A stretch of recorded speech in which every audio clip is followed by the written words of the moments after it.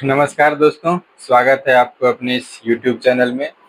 दोस्तों, अमीन के कोर्स को आगे बढ़ाते हुए आज चौथा पार्ट में हम नक्शा के बारे में संपूर्ण जानकारी हासिल करेंगे। दोस्तों, अगर आप लोग इस वीडियो को YouTube के माध्यम से देख रहे हैं और अगर चैनल पे नए हैं तो चैनल को सब्सक्राइब और बेल आइकन ज़रूर दबा दीजिए।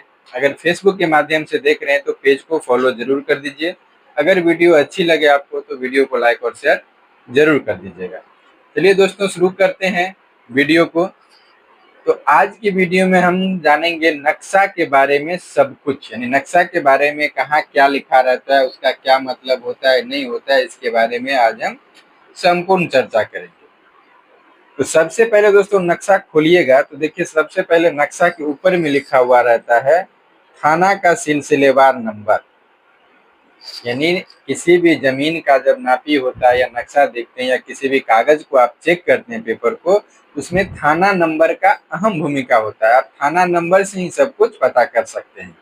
जैसे देखिए यहाँ पे क्या लिखा हुआ है, थाना का सिलसिलेवार नंबर, हिंदी में लिखा हुआ है 77। अगर आप लोग को हिंदी पढ़ने में दिक्कत आ रहा है, हिंदी पढ़ने में थोड़ा दिक्कत आ रहा है, तो आप लोग कमेंट कीजिएगा। हम हिंदी कैसे पढ़ा जाता है 1 से लेकर 100 तक, आपको उसके ऊपर भी एक वीडियो बना देंगे ताकि आप आसानी से समझ जाए।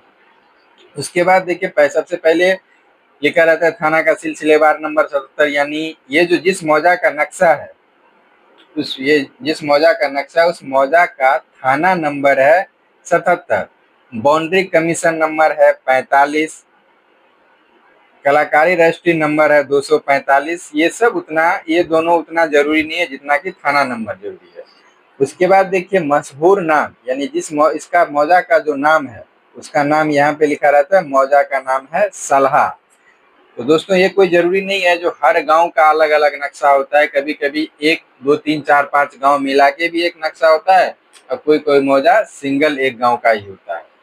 उसके बाद देखिए कलेक्ट्री रजिस्ट्री नाम भी सलाह है। और उसके बाद दिया हुआ है रेवेन्यू सर्वे नाम सलाह, चादर नंबर सालाना। यानी यहाँ पे अगर मान लीजिए कभी कभी कोई कोई मौजा जब बड़ा होता है तो एक से ज्यादा मौजा का नक्शा बनता है, एक सीट से ज्यादा सीट में बनता है। तो वहाँ पे जितना नंबर रहेगा, 1 नंबर 2 नंबर 3 नंबर, वो सीट नंबर दिया रहता है। उसके बाद देखिए नीचे में क्या लिखा हुआ है, इसका थाना बहरी, यानी इस मौजा का थाना बहरी है, परगना हावी है, जिला दरभंगा है।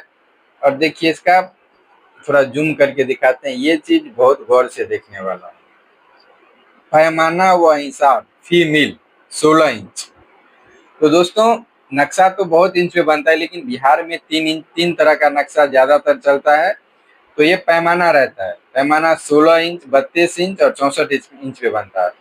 तो जैसे मान लीजिए ये जोता जमीन का ये जो नक्शा बना हुआ है, इसका जो नक्शा दिखाएंगे, ये 16 इंच बराबर 1 माइल का बना हुआ है। 16 इंच बराबर 1 माइल का मतलब होता है जो जितना दूरी हम नक्शा पे नापे उतना ही हमको शहर जमीन पे चलना है। ठीक है। उसके बाद देखिए लिखा हुआ है सन 1898 से 99 ईस्वी। यानी ये जो नक्शा बना था वो 1898 से 99 में बना था। यानी ये नक्शा हम लोग बिहार में पुराना नक्शा बोलते हैं, जिसको CS सर्वे, कंडस्ट्रियल सर्वे का नक्शा बोलते हैं। और एक और नक्शा चल रहा है बिहार में, खास करके दरभंगा नजदीकी क्षेत्र में। ये डेट अलग अलग रहता है, लेकिन हम जहाँ से हैं वहाँ के नजदीकी में आपको 1970 75 74 इस तरह से मिलेगा। तो ऊपर वाला भाग तो समझ गए। अब चलिए नक्शा का थोड़ा डीप में ले चलते हैं। अब आपको हम नक्शा पे जूम आउट करते हैं।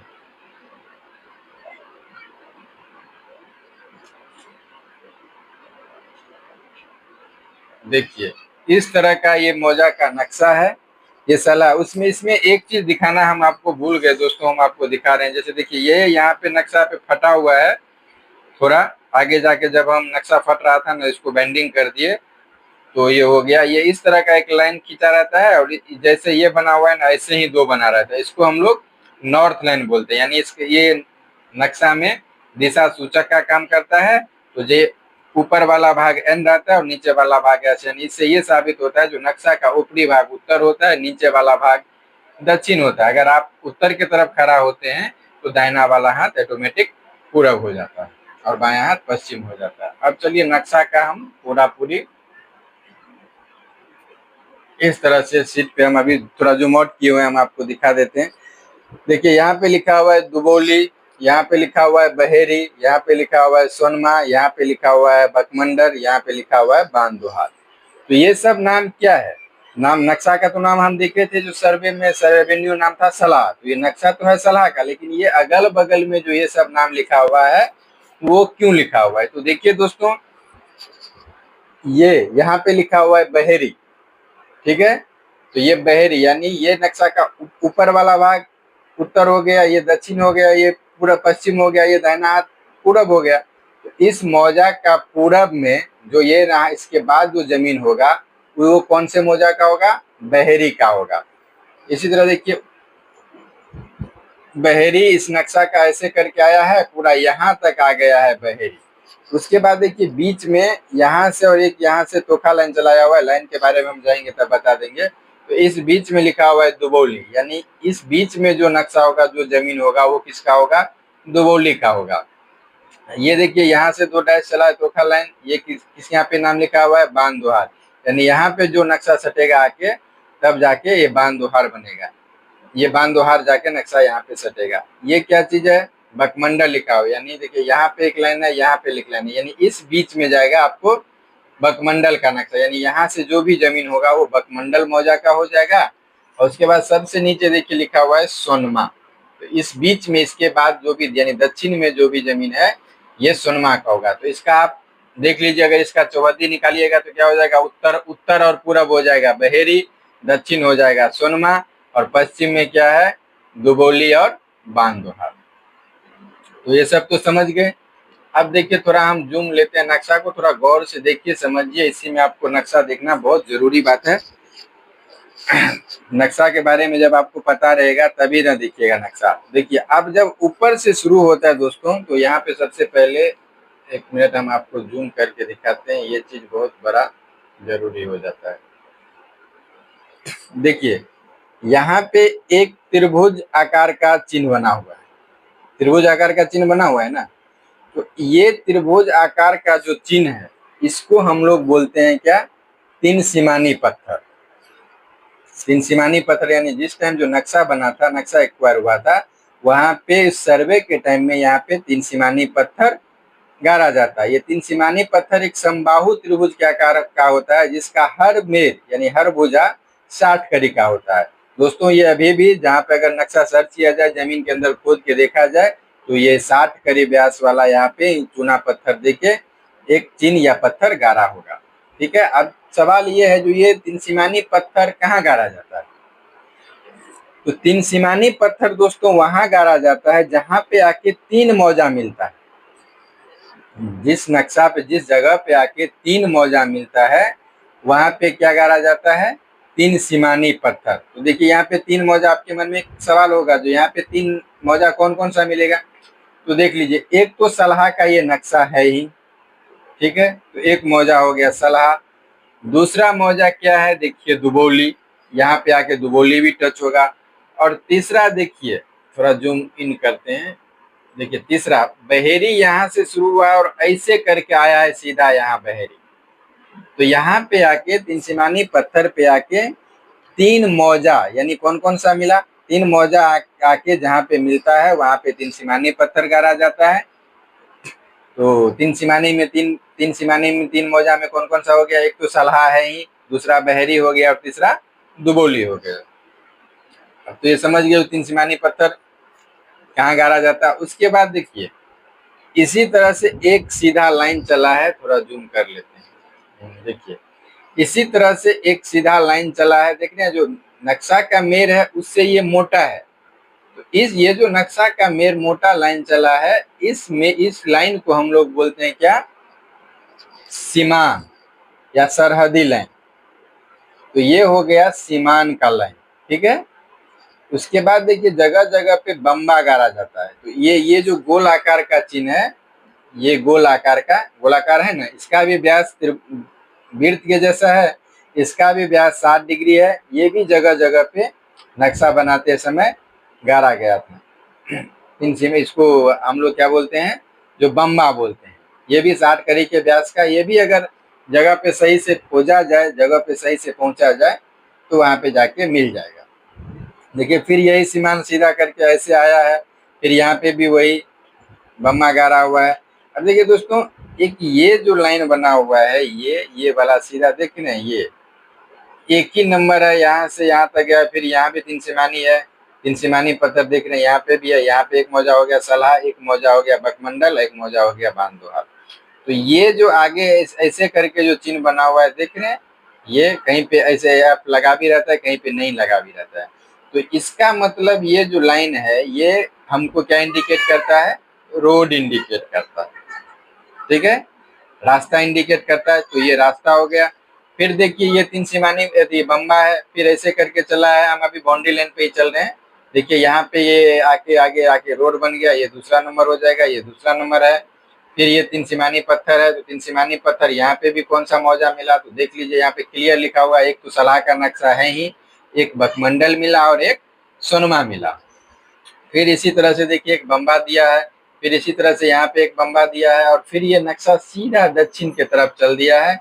और ऐसे करके सीधा देखिए, फिर ये जो चिन्ह है, ऐसे करके लाइन बना हुआ है, ये जो खींचा हुआ है, ये रोड का चिन्ह है।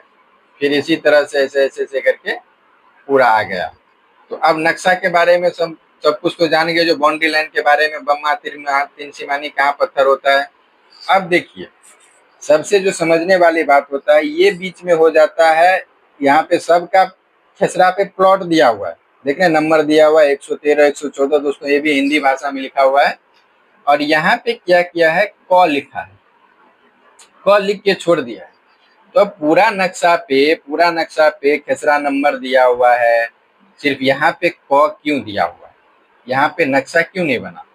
तो देखिए दोस्तों, जिस टाइम सर्वे हो रहा था, तो ये जो जगह है जितना, यहाँ पे उस सर्वे के टाइम में जिस टाइम ये नक्शा बना, यानी 1898-99 में यहाँ पे घर बना हुआ था। और घर, जहाँ पे घर होता है वो जगह नापी करना, वहाँ पे बहुत नापी होता है। वहाँ पे लोग एक एक इंच, एक एक कड़ी, डेढ़ डेढ़ कड़ी के लिए झगड़ते रहता है। तो ये जहाँ जितना दूर घर बना हुआ था, उतना दूर में सर्वेयर क्या किया, यहाँ से उठाया, जगह खाली छोड़ के एक क लिख दिया। और इस नक्शा को देखिए, ये कितना छोटा दिख रहा है, और इस नक्शा को यहाँ पे देख रहे हैं ना, ये भी क ही है। उसी तरह से जैसे इस नक्शा को देख लीजिए आप गौर से, जो सीधा ऐसे करके आया, अंदर थोड़ा घुसा है, फिर ऐसे करके आया है, फिर सीधा बना है। तो इस नक्शा में भी देखिए, आप गौर से देखिएगा तो ऐसे ही है, सीधे चला है, फिर ऐसे जैसे उसमें बना था ऐसे आया है, और इसको मिला दिया है। तो ये वो ये जो नक्शा इससे पहले देखिए वो जोता पे बना था, यानी उसका दूरी था 16 इंच बराबर 1 माइल। तो 16 इंच बराबर 1 माइल में क्या हो जाता है, जितना दूरी हम नक्शा नापते हैं उतना ही जमीन पे चलना है। और ये जो नक्शा बना रहता है दोस्तों, ये बस्ती का जो अलग करके बनाया जाता है, उसका मतलब हो जाता है, जो ये नक्शा कहीं कहीं 32 इंच बराबर 1 माइल, कहीं कहीं 64 इंच बराबर 1 माइल पे बना होता है। तो ये 64 इंच बराबर 1 माइल पे बना है। तो 64 इंच बराबर 1 माइल का मतलब कितना हुआ है, तो आप लोग आसानी से समझ जाएंगे। 16 इंच बराबर जितना 1 माइल का मतलब होता है, जितना दूरी हम गुनिया लगाए उतना ही दूरी हमको सार जमीन पे चलना है।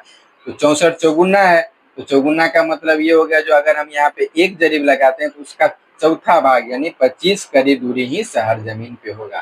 तो ये इसलिए दिखाया गया है कि गुनिया में 5 कड़ी जब हम लगाते हैं तो अनुमान से लगाते हैं। 5 कड़ी नापने का कोई औजार नहीं है, नापी करने का औजार सिर्फ 10 कड़ी का ही है। ये जब हम गुनिया के बारे में बताएंगे उस वीडियो में आपको क्लियर हो जाएगा।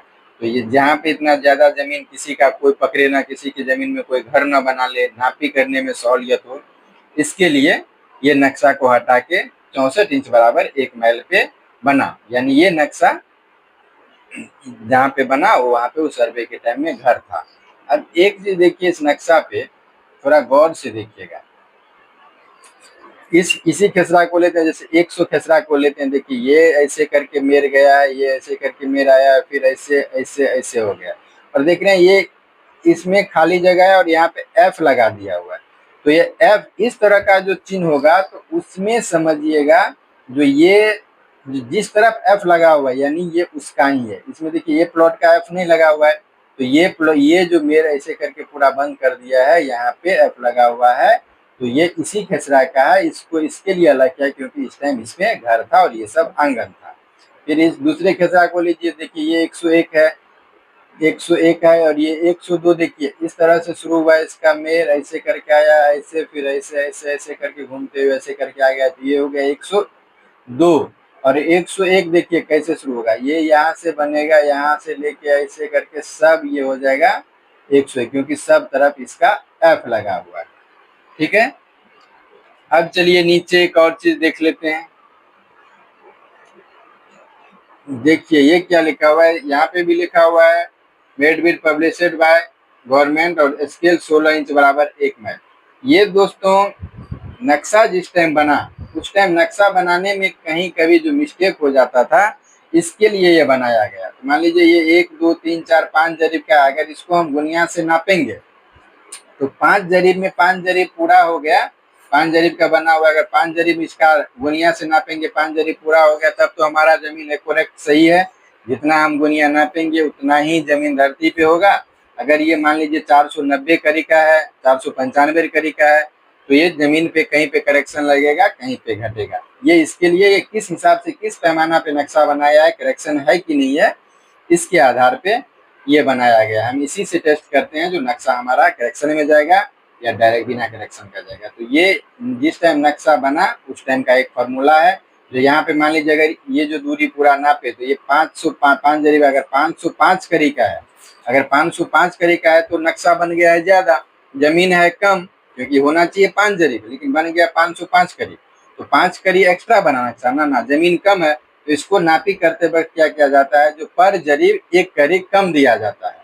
अगर यही मान लीजिए 495 का बना है तो जमीन है ज्यादा, नक्शा है कम, तो क्या करेंगे वहां पे पर जरीब 1 करी हम ज्यादा करके चलेंगे। समझ में आ रहा है, समझने में कोई दिक्कत तो नहीं है ना। चलिए अब इसी तरह से देखिए आगे, ये पूरा नक्शा पे आइए, तो ये जितना भी बना हुआ है दोस्तों, ये सब ये सब इस तरह सब एक एक खेत है, देख रहे हैं, सब खेत है, पूरा पूरी जितना भी है ये सब खेत बना हुआ है। ये देखिए, अब देखिए इसमें एक चीज समझने वाली बात है, हम आपको जो क्लियर है वो समझा देते हैं।